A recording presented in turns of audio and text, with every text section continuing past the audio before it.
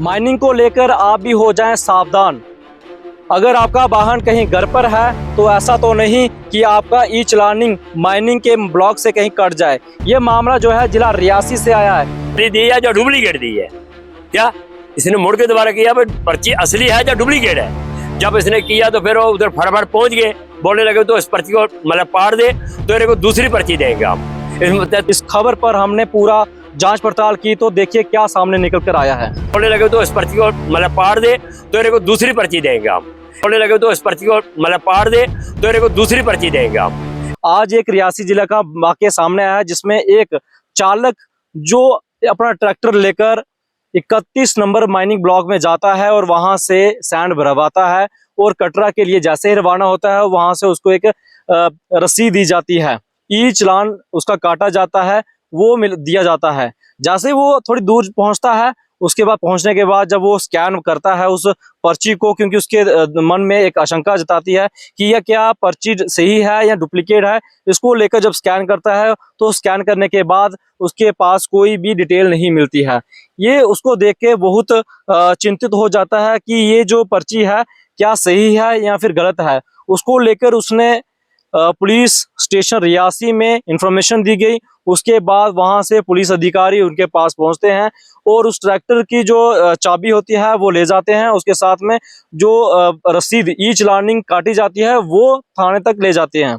जब ये इसकी ई चालानिंग काटी गई थी तो उस वक्त समय 10:25 हो रहे थे, यानी सुबह के 10:25 पर उसका ई चालानी काटी गई थी, जिसका माइनिंग ब्लॉक नंबर हमने पहले बता दिया है 31 है। अंजी खड डाउन स्ट्रीम सूला पार्क ब्रिज के पास ये पड़ता है।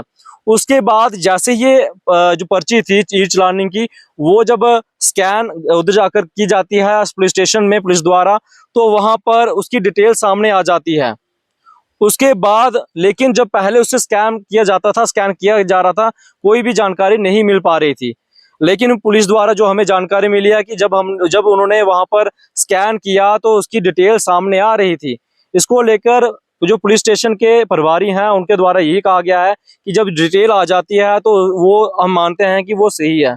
लेकिन आप सोचेंगे जब पुलिस स्टेशन के अंदर ट्रैक्टर की चाबी स्टेशन के अंदर है और ट्रैक्टर है वो कहीं दूर माइनिंग ब्लॉक से खड़ा है, वो ठीक तब 12:23 पर उसकी एक और ई चालानिंग कट जाती है।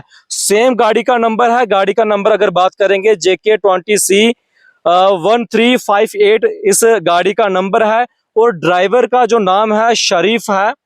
और उनके द्वारा ये आशंका जताई जा रही थी, लेकिन अचंभा तब हुआ जब गाड़ी की चाबी पुलिस स्टेशन के अंदर थी और ई चालानी उनकी दूसरी बार वही कटी गई। अब उसमें एक और ट्विस्ट इस कहानी में आया है कि जो शरीफ व्यक्ति जो ड्राइवर है उसका नंबर जो मोबाइल नंबर है 2 बार अलग तरीके से लिखा गया है। जब हमने उस नंबर पर संपर्क करना चाहा तो एक बार एक रवि सरपंच हैं जिला रियासी के पंचायत सिला पंचायत के हैं, उनका नंबर वहां पर डाला गया है। और जब हमने उनसे बातचीत की कि क्या आपका नंबर वहां पर है, क्या इसकी जानकारी आपके पास है, तो सरपंच द्वारा कहा गया है कि मेरा नंबर आखिर दिया किसने, मेरा उससे लेना देना नहीं है और मुझे कोई जानकारी नहीं है, ये उनके द्वारा कहा गया था। जब हमने दूसरे नंबर पर संपर्क करना चाहा क्योंकि एक ही ट्रैक्टर की 2 जो ई चालानिंग हुई है तो ड्राइवर का नाम भी सेम है, फिर जो चालान है जो नंबर है वो 2 नंबर कैसे हो सकते हैं। जैसे हमने दूसरे नंबर पर कॉल की तो वहां पर एक व्यक्ति कहता है कि मेरा नाम प्रिंस है और मैं सूले का रहने वाला हूं। तो सोचिए शरीफ नाम का जो व्यक्ति है वो चालक है और जिसके नंबर बताए जा रहे हैं वो अलग अलग नंबर हैं। क्या इस माइनिंग ब्लॉक के अंदर जो ऑनलाइन सिस्टम किया गया है क्या इसके अंदर भी स्कैम चल रहा है? क्योंकि रियासी के अगर आप देखेंगे तो यहाँ पर भी माइनिंग हो रही है, वहां पर 20-20 फुट खड्डे हो चुके हैं, ये तो दिखता है।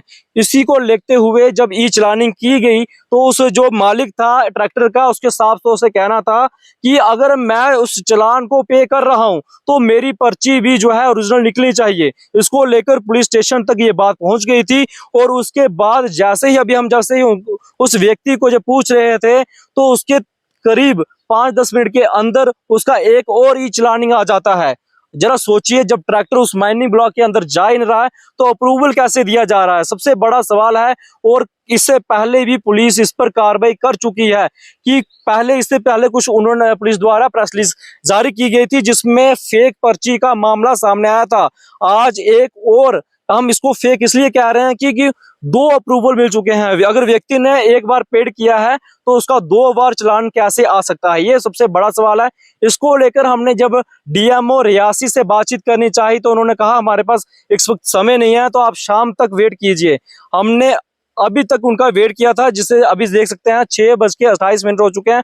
हमने अभी तक वेट किया, अभी तक उनका कोई भी जो है रिस्पांस नहीं आया। लेकिन ये जानकारी देना बहुत जरूरी है, जिसको लेकर रियासी के विभिन्न माइनिंग ब्लॉक पर इस प्रकार से फेक पर्ची मामला सामने आ रहा है और अभी भी इसी प्रकार से चल रहा है। अब देखना ये होगा कि क्या डीएमओ साहब रियासी वाले क्या इस पर कार्रवाई करते हैं या फिर जो यहाँ के अगर बात करेंगे तो माइनिंग सेक्रेटरी जो है क्या वो इस पर कार्रवाई करेंगे। अब सवाल उनके ऊपर खड़ा होता है, तो अपनी प्रक्रिया जरूर दें मैसेज के थ्रू।